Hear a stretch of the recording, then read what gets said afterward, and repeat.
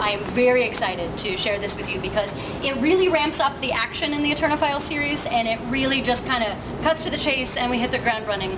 All you need to know about the series so far is that we have two X-Files-like departments, one in New York and one in London. They've been pitted against each other by an evil dark force, which you will see in these pages, and they have to work together. They have both at the moment in the book, so I'm reading a little bit further in, so this could potentially sort of be spoiler territory, except at some point, if our heroes here aren't captured and put into a dangerous situation, then what book am I writing? So that actually shouldn't be a surprise. So the fact that everyone gets captured and it's really dangerous, well, okay, that's sort of a given with the book. And then another group of people, so we've got a few different groups of people here that we're going to sort of shift back and forth from. Another group of people that you're going to see after I introduce this perilous scene is other people that could potentially be called to help. They happen to be characters from My Strangely Beautiful universe. Everyone is very specialized in what they do, so we'll see whether they do or they do not help the situation. And I'm reading this because it's my favorite part of the book. And also because a lot of the creepy imagery here has been what some of the inspiration for what Wormwood and Gall has to show you inside in terms of the Eterna collection. So this will lead right then into Cass talking about the inspiration for the accessory line, which is creepily, beautifully wonderful, and I wouldn't have it any other way. So, all you need to know about the characters who are in jeopardy is that some of them are psychic, and some of them are not. And some of them are into this whole paranormal stuff, and some of them really are not. So you're going to have people who are very much on the mystical side, and other people who are just really want to shoot things. So instead. So there we are. That's our array of folks, and I think that pretty much should cover it. And you're going to meet our bad guy, which, if you know my Magic Most Foul saga, he's going to seem familiar. The teams were shoved into tall, velvet-backed seats and bound to their chairs. "Do have some supper before midnight," one of the guards said with a chuckle, his voice disembodied, low, and animalistic in a growling, wet effect. Clara stared at the moldering cutlet that had one bite out of it from the last poor individual placed here before their sacrifice. A small insect crawled out from under the meat before miring itself in stale gravy.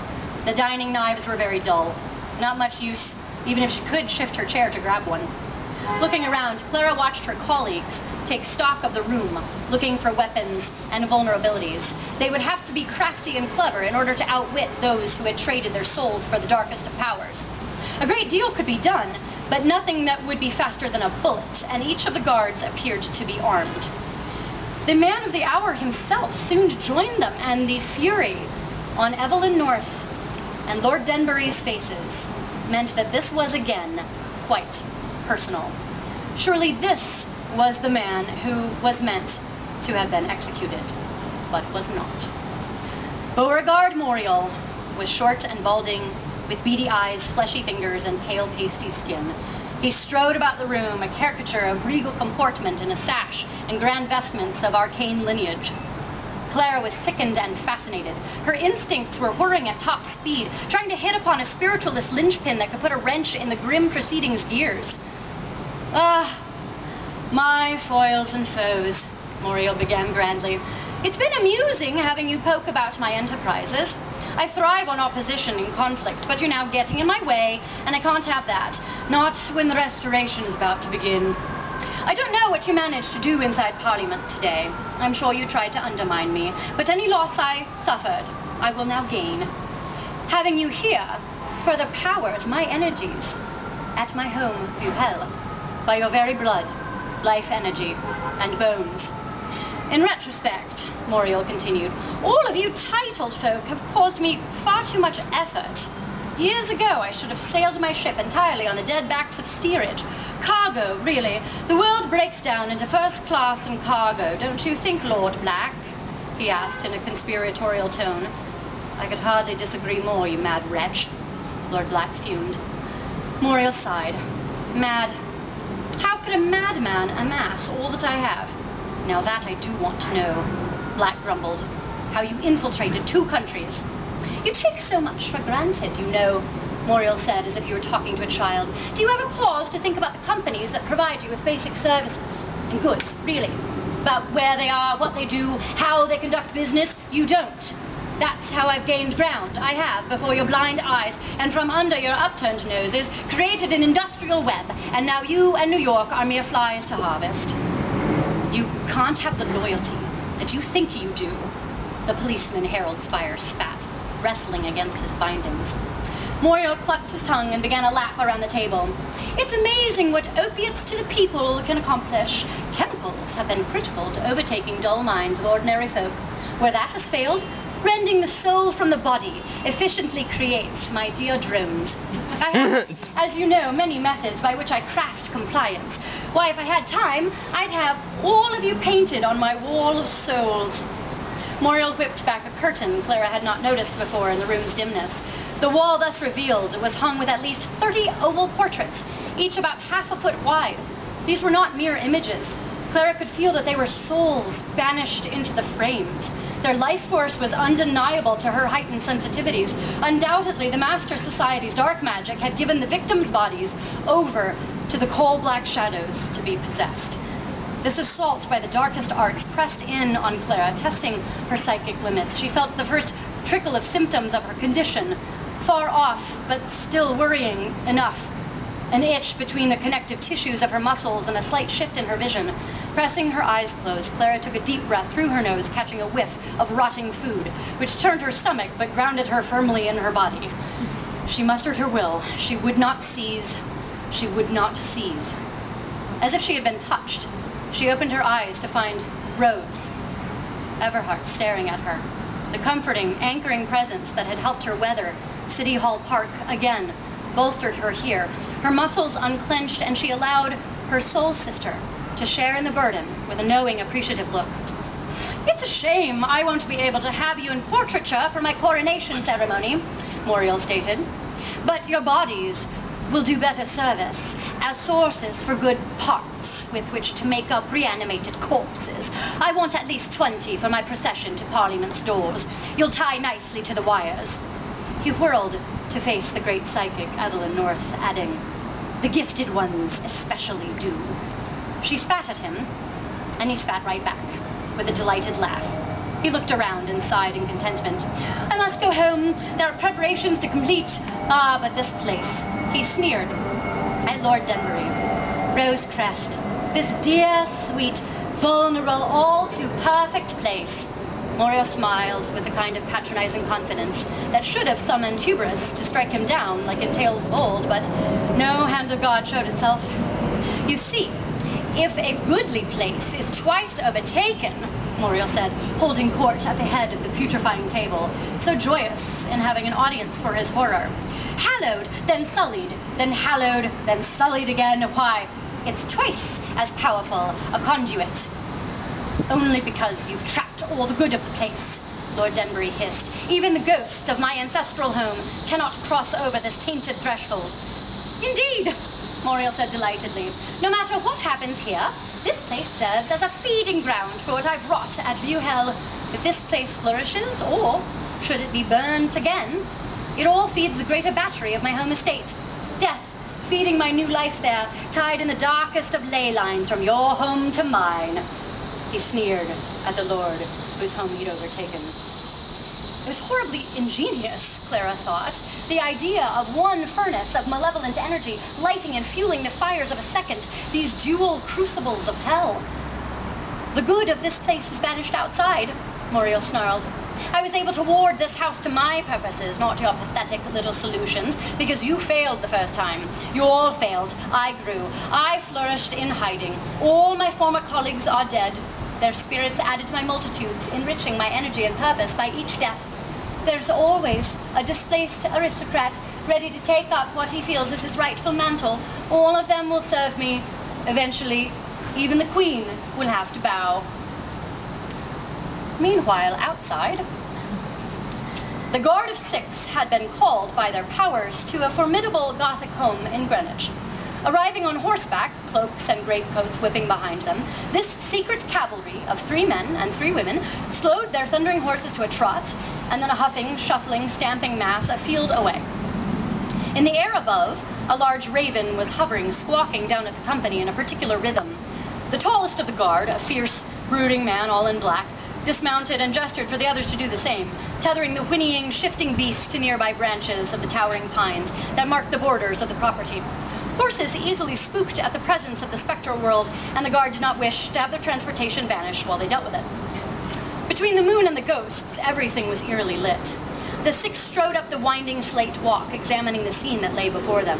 The raven descended to perch on the shoulder of the most severe of the assembled women, tapping his beak upon her shoulder. "Thank you, Frederick," the woman replied to the large black bird that bore 1 luminous blue feather upon its breast. There were ghosts everywhere, concentric phalanxes of them, outside a looming castle-like manor that looked as if it had been built to be haunted. 7 specters hovered directly before the house, luminous and gray, all bobbing and swooshing forward as if trying to get in, but each came up abruptly short, as if striking an unseen barrier. These actions repeated themselves as the guard moved in careful steps closer to the edifice. "Something is keeping those ghosts out," the leader said, in a low rumble that carried farther than it should have given its volume. "That, my fellows, is odd." Generally, in the guard's experience, ghosts move freely wherever they wished, so to see a haunted house keep its ghosts out in the cold, that was unprecedented in their nearly 15 years as secret arbiters of the spirit world. It was the guard's purview, granted them by an ancient, unquestionable force, to monitor the actions of the unquiet dead. When those spirits wished too actively to disrupt the living, it was duty to put them in their rightful place, unbeknownst to society. "It would seem this place is having quite the party," said a thin, flaxen-haired man in fine clothes who planted himself beside the group's leader. A brute of a man charged towards them from the deep shadows near the estate's front portico. "You haven't been invited," the brute snarled. "Who are you?" The sharp-nosed blonde held out a hand. The dim, burly man froze and stood, dazed in his tracks. "Wouldn't you like to know?" the well-dressed man said. "People always want to know about us, nosy bastards. We should be on retainer from Her Majesty, given how much we do for England that we never get any credit for." "Hush, Withersby," Alexei said with a slight growl. "Do your job." "I did. It isn't as if you remember anything I say," Withersby insisted. The man still stood there, dark eyes blinking strangely. "You're a stubborn one, aren't you?" Withersby added. "Move along now." He waved his hand again before the man's face. More insistently, the man growled. "There's something quite wrong with him," said a man in a cleric's collar, who crossed himself and murmured a quiet benediction. "Look, now he's walking away," Withersby replied, reassured. "Though it does make me wonder what's going on in there. Can't be good if there's a guard at the door. There was no footman." "No matter," Alexei stated sharply. "To the grand work." He raised his hand. A strange blue glow emanated from his palms. The gentle breeze coalesced into a wind. As one, the 7 ghosts shifted to face the man with the glowing hands and started gesturing wildly. The expressions on their grayscale face changed from terror to anger to distress and back again. Some wore servants' uniforms. At the crest of the group was a beautiful woman in a fine gown. All alternately pointed to the house and clasped their hands together. Their mouths moved, but no one in the 6 knew what they were trying to say. They couldn't hear them. On the other side of Alexei, the intense woman, the second in command, spoke with crisp efficiency. "I do wish we could hear them after all these years of service. However, it seems clear that they do not wish to depart, and that something quite upsetting is happening in that house. Look at how desperate they are. Frederick has informed me that there are a number of people trapped inside." The company approached the house, surrounded by the ghosts. Occasionally, a specter swooped completely through a member of the guard, causing unfortunate bouts of chills and a few French curses from the lovely brunette at the rear of the company. The spirits directed the living's attention to the beveled glass windows of the dining room. The French woman clucked her tongue. "Well, that doesn't seem very nice. They're all tied up." "The ghosts must want to help them, don't you think, headmistress?" the priest asked the second in command. The headmistress nodded in agreement. "But they are blocked, yes. Is there some kind of ward or spell keeping the ghosts out?" Alexei made a face. We don't deal in spells. Oh, no, Withersby started. We're powered by ancient holy fire and all sorts of entirely magical stuff, but no, spells, that's right out. The Frenchwoman, who seemed particularly attuned to Withersby, elbowed him. Some of them look familiar. Look, there. The headmistress pointed to one side of the room where a scowling, broad-shouldered man was seated next to a grim-looking, lighter-haired woman and an elegant blonde to their right. Haven't we seen them before, Alexei? The leader nodded. Government. Oh! I must be related to that one, the nobleman, Withersby stated. The blonde in colorful fashion, the Frenchwoman asked. Well, who else? That one. He's the man who is obsessed with us, the headmistress stated, nodding in the direction of said colorful blonde. That's Lord Black. He's been on the hunt for us for years now. As I recall, he's got special permission from Her Majesty to look into the paranormal. The dear man, Withersby cooed. Should we tell him the truth about us? There was a chorus of no, as the Frenchwoman drove a second elbow into Withersby's side. But truly, Alexei, what are we to do now? The vicar asked. We can't leave them in this state. The ghosts are having fits. Alexei frowned. I hate to say this, but I do not believe this falls under our jurisdiction. It seems to be under the ghost jurisdiction, and by their engagement, must we not be as well? The blonde Irish woman, who had been silent this whole time, their healer, asked, breathless.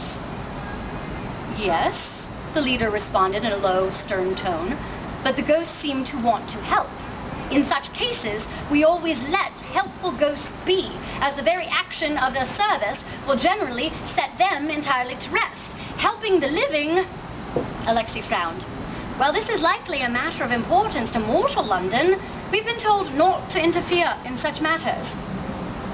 We could call the police, the headmistress said. Frederick the Raven squawked once more and returned to the air. Ah, Alexei rubbed his chin. Why, yes. Yes, we can do that. The police. Good idea. Let's send them by. One particularly insistent spirit, the woman in the fine gown, perhaps the former lady of the house, was gesturing at the priest towards his jacket, as if trying to reach an incorporeal hand into his pocket. The priest tried to shoo her away for a moment before making exclamation of understanding. Holy water? He asked the spirit. The shade of the woman nodded, exasperated. He withdrew a small bottle of blessed water from his coat pocket, and several spirits swooped in upon him and collectively floated the bottle out and away towards the house. From there, the ghost hurled it at the exterior of the house, and the bottle broke, the contents splattering across the front door and windows, causing a little shimmer of light around the perimeter. How very curious. Alexei stared after the spirits and their ritualistic actions. Well then, let's see if the local officials like ghost stories. And for a final moment, back inside the house, as the guard had been entirely unhelpful, Clara's tie to her ghostly love Louis had been severed due to the spirit wards set around the estate, keeping the ghosts out. But she understood such bonds well enough now to break them. The spirits could help turn the tide enough for them to escape. She had to act cleverly, and if she broke that barrier, she'd have to then worry about a seizure, but she hoped her tether to Rose could keep it at bay. Her fluttering instincts ran through iterations of action. Lord Denbury, she said, what's your favorite thing in this house? Is it still here? Something meaningful, powerful. She leaned upon those last words enough to make his deadened blue gaze lively again. He lifted his head, pointing with his chin at a painting mounted above the grand marble fireplace. That portrait of Mother, the wretch Muriel, he was in love with her. With affections, Denbury said. You can see she was a striking woman. Denbury continued, his voice rising in conviction. That is the one thing the bastard hasn't sullied in this whole dread place. That is meaningful to me. She is meaningful to me. In that portrait, she lives. The change of tense from past to present seemed to charge the atmosphere as nearly everyone turned to study the painting of the beautiful Lady Denbury. Clara, however, looked down. She'd felt something. To her left sat Harold Spire, who had suddenly inched his chair against hers and used his fingers to loosen her bindings, enough for her to slide one slender wrist free. Their eyes met for a moment before she turned to check the guard's gaze. He was glancing at a noise down the hall, and she used that moment to slip Spire a dull steak knife from the table. He turned it in his palm to begin working on his own bonds. Clara freed her other hand from the chair and jumped to her feet, darting behind Lord Denbury's chair. "This will hurt a moment," she murmured. Grabbing his hair, she plucked a thin clump of it free. "Sit!" The guard whirled back, droning at Clara and Spire, both menacingly. "He did." Clara curtsied. Lord Denbury remained as if still bound. "I will, sir, don't worry," Clara said, playing a bit mad to the guard, spinning the jagged black lock between her thumb and forefinger. "I'm just leaving Lady Denbury here, a token to remember her son by, for when we're all gone." Denbury started with vague alarm. "She lives," Senator Bishop said. "In essence, Lady Denbury remains." A quick glance between the senator and Clara assured her that he knew exactly what she was doing. Thank you.